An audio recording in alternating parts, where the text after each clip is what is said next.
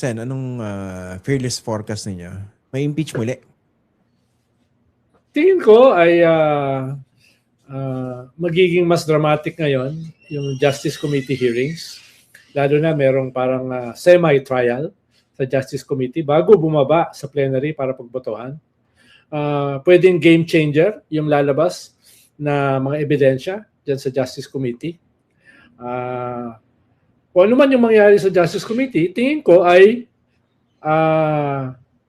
may impeach siya dahil 1/3 lang naman ang kailangan. No? At yung mga nagsabi na hindi sila sasama sa impeachment, mukhang binabawi na.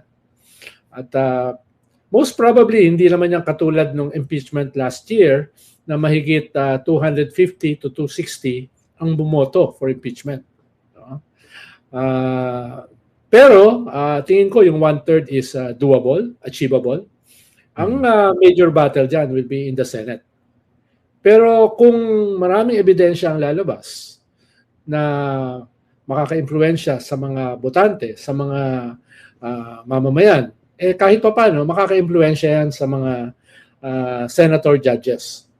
Lalo na yung mga tatakbo sa 2028. Dahil nga, siyempre, kung lalabas dyan na totoo yung mga sinasabi ni Senator Trillanes at ni former Deputy Ombudsman Carandang, na maraming ang mga pera ang pumasok galing sa mga drug lords, pogo lords at iba-iba pang lords, sino bang senador ang hindi magko-convict? Unless, siguro kung ikaw mismo ay nakakuha ng ganong karaming pondo galing sa mga drug lords, pogo lords at iba-iba pang lords. Pero kung hindi ka naman nakakuha sa mga drug lords at pogo lords, most probably, iko-convict mo kung nakita mo yung ganong klaseng katibayan laban sa Vice President. Pero Sen, ano lang medyo lalagyan ko ng konting context yan Kasi, I definitely agree, no? Under normal circumstances, dapat ganyan ang decision making ng mga politiko natin dyan sa Senado. Pero alam natin, abnormal ang circumstances natin ngayon, especially because of social media, di ba? Yun yung factor na wala nung in-impeach nyo si Renato Corona noong 2012 Ngayon, napakalakas ng social media, ang tindi ng information manipulation.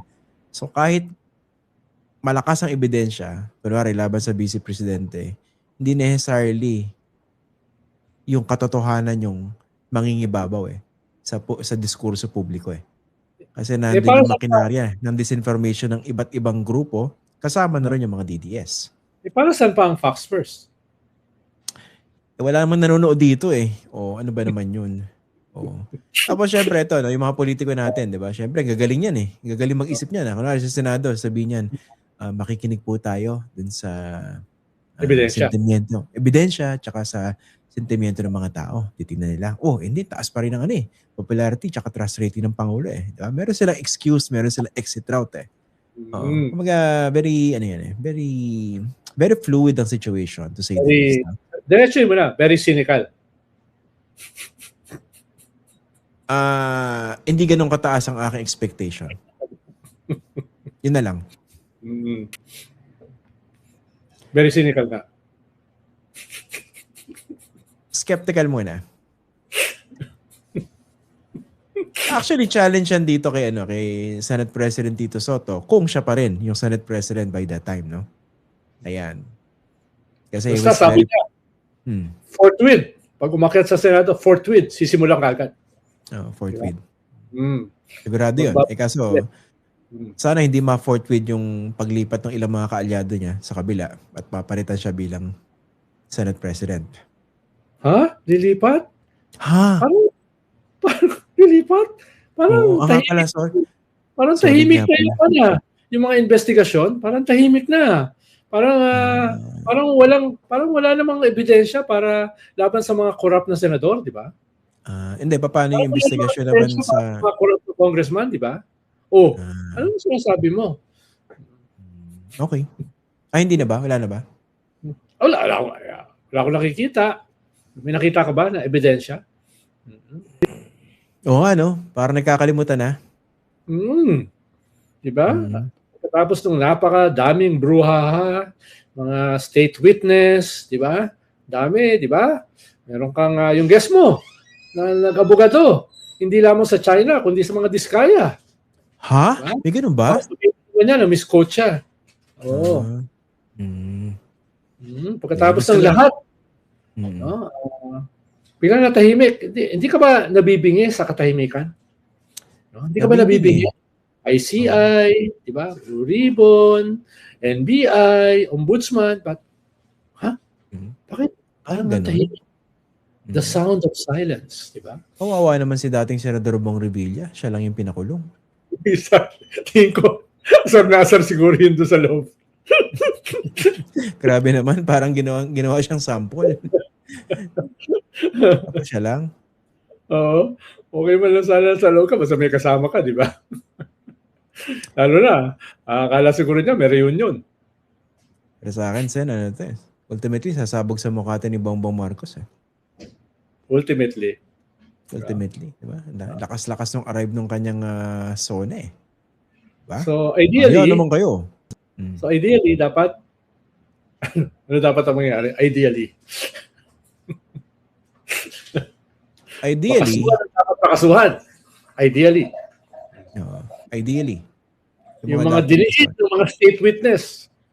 Dahil ginawa nga state witness, yung iba nagsoli pa ng daan-daang milyon. So, para saan yun? Di ba? Ideally, dapat yung kanilang kinanta ay makasuhan at makulong. Ultimately, ang mayayari lang dyan yung mga kontraktor eh. Tsaka yung DPWH. Tapos yung bigger layer ng corruption, yung mga politiko, safe. So, mangyayari yan. Baka daw makasuhan si Curly Discaya. Huh? Oh, ano pa hinahanap mo? Ano ka ba? Masyadong ambitious. Dami mo hinahanap eh.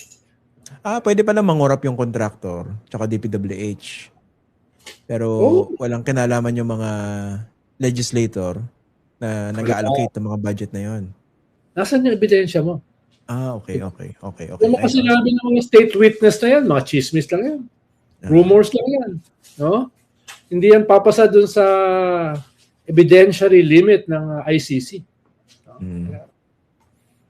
Parang gusto ko magmura eh, no?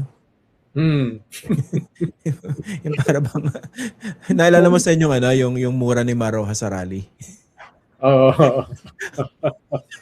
Parang gusto ko magganon ngayon eh. After everything yun na yun. Di ba? Ito ang problema, no? Itong binabanggit ko sa mga viewers natin. Hindi ko sinasabi na pipili ka ng isa eh. Issue ng flood control at saka itong issue ng vice president. Parehong corruption ang issue dyan eh. At parehong massive yan. Problema ngayon, sinasabi ni Sen Edo, yung intriga na kanyang binabanggit, tumatahimik na rin sa isa. Medyo nagigets ko naman yung yung dynamics. Pero gayon eh, mapapamura ka pa rin in your head eh. Taas kasi ng expectation mo. Pag ganun talaga, So, from skepticism, pwede ka nang pumunta sa cynicism. Pwede. Cynicism pa rin. Cynicism na. Tatalo na ako sa cynicism. Bilis naman. Parang ilang minuto lang. Nakatalo ka na. Ikaw, anong tingin mo sa impeachment? Ano ba yung cynical me? O ano? Skeptically. Piling ko may mga... O ikaw ay papipiliin. Ikukulong ang mga korap o i-impeach ang vice president? Pareho. No. Hindi, kung wala eh. Kung wala kang, walang kon eh. Isa lang ang pipiliin mo. Ano pipiliin mo? Okay, ito yung sagot ko. Ikulong yung mga korap kasi kung korap yung vice president, makukulong. Galing nga. Parang philosopher Siyempre. Parang philosopher tayo parang ito ba yung yung pinapalabas nyo, Sen, na parang nagkaroon ng two options. Ikulong yung mga korap o impeach yung vice president. Bakit? Are you saying na kailangang masahihin ng administrasyon yung issue ng corruption sa ilang mga legislators para makakuha ang kanilang suporta in favor of impeachment? Ganun ba yun? Wala akong sinasabing gano'n, ha. Sinasabi ko lang, Ah, pwede naman gawing 2 stages yan. mm, okay. At Di least ba? malinaw kasi baka yun ang pinapahiwatig niya, Senator eh. Pwede naman 2 stages yan. Mm. Pero ang tahimik nga, no? Parang sabi, anong nangyari, no? Oo, parang biglang pagkatapos ng bagyo nang mahiya naman kayo. Di ba? Pagkatapos ng all the investigation, pagkatapos ng lahat ng napakaraming promisa na kakasuhan at ikukulong, parang, oops, Happy Valentine. Ganon-ganon na lang yan. Mm. Sabihin, ano yan? Happy-happy na naman yung mga yan. Tapos Diba? parang, uy, parang ako na. May expiry date yung outrage Parang may expiry date yung mga galit Parang nababawasan yung mga rally Ganon, di ba? Parang ganon. Tignan nila yung mga survey kung nababawasan. Tignan nila yung mga sentimiento ng mga tao kung nababawasan. Yun ang dapat nila tignan. Diba? Pero yun nga, ultimately sasabog yan sa mukha ni Bongbong Marcos. Oo, siyempre. Wala namang iba sasabugan yan. Sabi niya, siya yung whistleblower eh. Tapos makukulong yung kontraktor lang. At hindi pa lahat ng kontraktor. Correct.